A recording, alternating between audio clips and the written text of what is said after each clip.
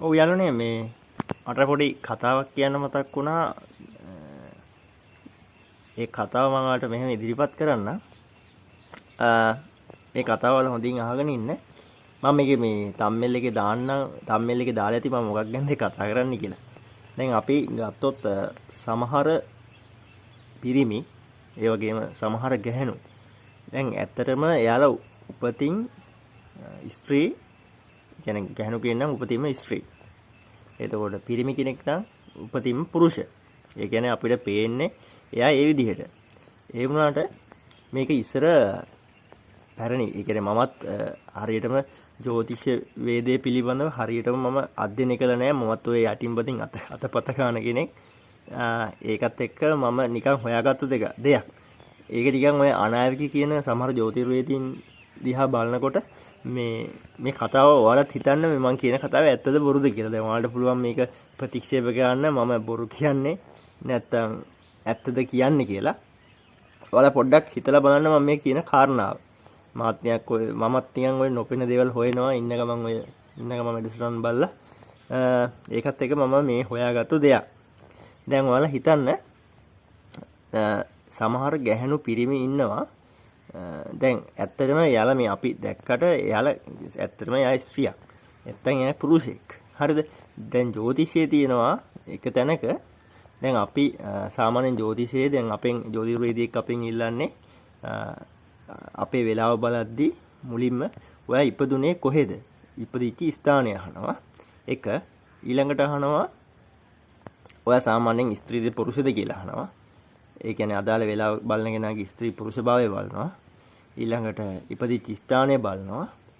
ඊළඟට එයාලා බලනවා ඉපදිච්ච දිනය හා ඉපදිච්ච වෙලාව. ඔය කාරණා හතර අනුව තමයි එයාලා ඒ අදාළව නැකත්තර කොහෙද පිහිටියේ කියලා ගණනය කරලා ඒක ඒ කියන්නේ ගණනමය ශාස්ත්‍රයකට මෙයාලා අධ්‍යයනය කරලා තමයි ඒක මේ හරියටම මෙයාලා මේ ගණනය කිරීම කරන්නේ. එතකොට දැන් මම හොයාගත්ත දැන් මෙයාලේ ගණනය කිරීම කරාට පස්සේ තියෙනවා පංචාංගය කියලා කොටසක්. පංචාංගය. ඒ කියන්නේ දැන් සාමාන්‍යයෙන් සාම්ප්‍රදායිකව සාමාන්‍යයෙන් දෙන්නෙක් විවාහ වෙද්දී සාමාන්‍යයෙන් පොරොන්දම් බලනවා කියලා සාමාන්‍යයෙන් බලනවා. ඒක ඉතින් ඔයා පිළිගන්න පුළුවන් ඇත්ත වෙන්න පුළුවන් නොවෙන්න පුළුවන්. මම මේ අදහසකට කියන්නේ ඒ දැන් පංචාංගය කියන කොටස තියෙනවා. ඇත්තටම දැන් වෙලාව බලපුවාම ඔයාගේ ලිංගය මොකද්ද? පුරුෂ ලිංගද, ස්ත්‍රී ලිංගද, නපුංසක ලිංගද කියලා. හරිද? ඒ කියන්නේ ජ්‍යොතිර්වේදයේ අනුව ඔයා ඇත්තටම මේ පේන විදිහට ඔයා පුරුෂයෙක් වුණත් උදාහරණයක් විදිහට පුරුෂයෙක් කියන්නකෝ. පුරුෂයෙක් වුණත් ඒ පුරුෂයා වෙලාව බලවුවට පස්සේ එතන යාගේ ලිංගය සමහරට ස්ත්‍රී ලිංග වෙන්න පුළුවන්. හරිද? ස්ත්‍රී ලිංග වෙන්න පුළුවන්. නැත්තම් එයා එතන පුරුෂ ලිංග වෙන්න පුළුවන්. නැත්තම් එයා නපුංසක ලිංග වෙන්න පුළුවන්. එතකොට ඒ කියන්නේ ඇත්තටම දැන් මම ස්වරූපයෙන් මම හිතනවා උදාහරණයකට මම ස්වරූපයෙන් පුරුෂ ලිංග. එතකොට ජ්‍යොතිර්වේදය අනුව මගේ වෙලාව බලුවට පස්සේ එතන මගේ ස්ත්‍රී ලිංග වුණොත් හරිද? මගේ ඇත්තටම මගේ ඇඟේ තියෙන්නේ ස්ත්‍රී ලිංග ලක්ෂණ. ඔයාලා මේ බොරුවට නිකන් ඔයාලා ගලපලා බලන්න. කාටවත් කියන්න එපා රහසක් වශයෙන් ස්ත්‍රී ලිංග ලක්ෂණ තියෙන්න පුළුවන්. උදාහරණයක් ලෙස සමහරට වැඩි සමාජයට මුහුණ දෙන්නේ නැහැ. සමහරට ගෙදරටලා ඉන්නවා.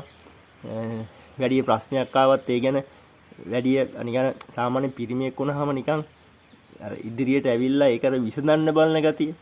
ඒක නැති වෙන්න පුළුවන්. ඒක ඇවිල්ලා ස්ත්‍රී ලිංග. ඒ කියන්නේ පිරිමියෙක් වුණත් එයා ඒ ගතිය එනවා. එක. අපි කියමුකෝ මම පුරුෂ ලිංග වෙලා නපුංසක ලිංග කියලා කොටසකුත් තියෙනවා. එතකොට මගේ තියෙන නපුංසක ලිංග කියද්දි ස්ත්‍රී ලිංග ලක්ෂණක් තියෙනවා.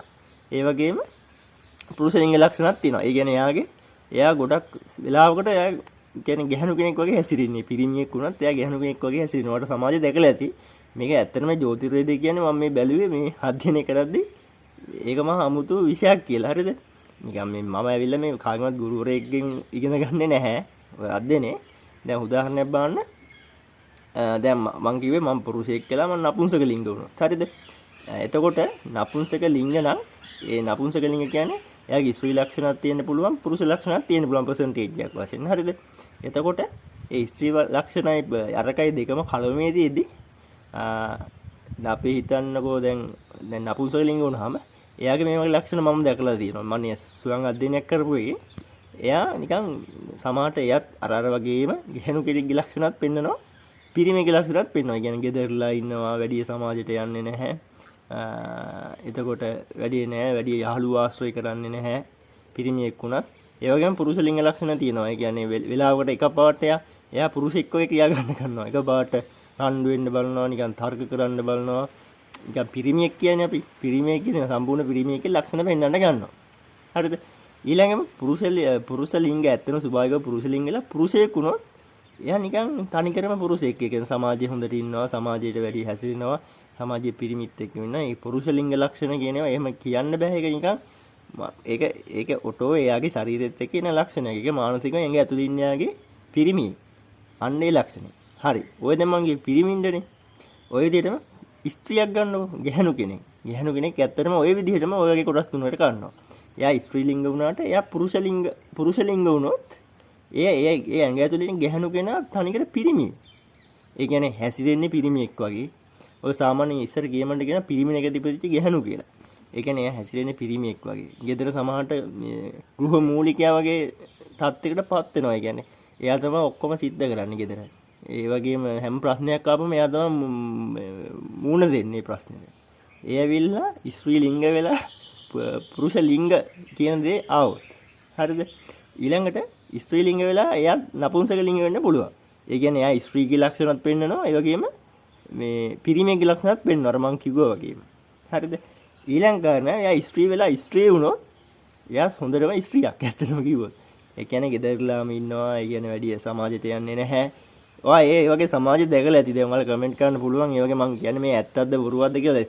ජ්‍යොතිෂය ප්‍රතික්ෂේප කරන්න ඕන කෙනෙක්ට අයිතිය තියෙනවා. ඇත්තටම අධ්‍යයනය කරන්න යද්දි මමත් ඔක විශ්වාස කරේ නැහැ.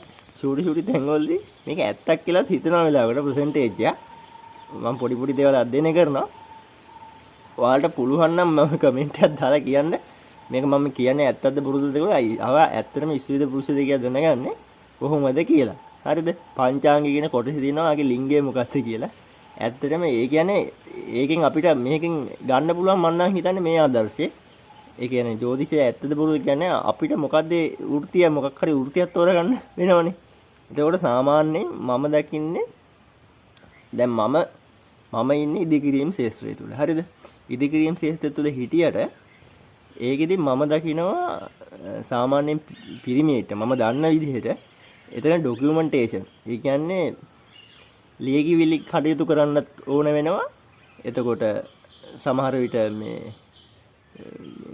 සමහර පිරිමියෙක්ගේ ලක්ෂණ පෙන්වන්නත් ඕන වෙනවා. සමහර තැන්වල තර්ක කරන්න රණ්ඩු වෙන්න වෙනවා. අන්න ඒ වගේ තැන්වලදී එතකොට දැන් ඩොකියුමන්ටේෂන් පැත්තට තියා ස්ත්‍රීලිංග ගතියකුත් තියෙනවා. ඒ කියන්නේ පිරිමියෙක්ට ඇත්තටම ගත්තොත් ඩොකියුමන්ටේෂන් ගතිය කරන්න බෑ. හරිද? ඒ කියන්නේ එක තැන පිරිමින්ට ඉන්න බෑ. ඒ කියන්නේ ලියකිවිලි කරන්න බෑ, ලිපි කටයුතු කරන්න බෑ. පිළිවෙලට ගන්න සාමාන්‍ය ගැහණු කෙනෙන්නේ. හරිද?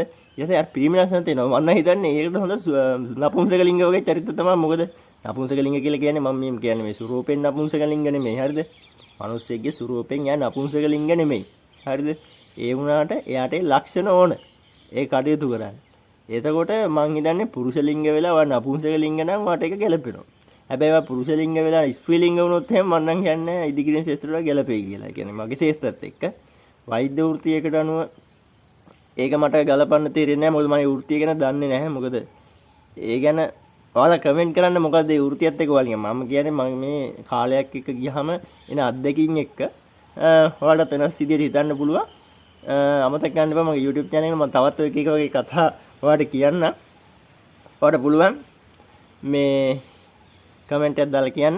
එහෙනම් මම ඊළඟ වීඩියෝ එකත් මේ කතාවක් කියන්න. එහෙනම් අපි ඊළඟ වීඩියෝත් එකත් එකතු වෙමු ඔය විදිහටම.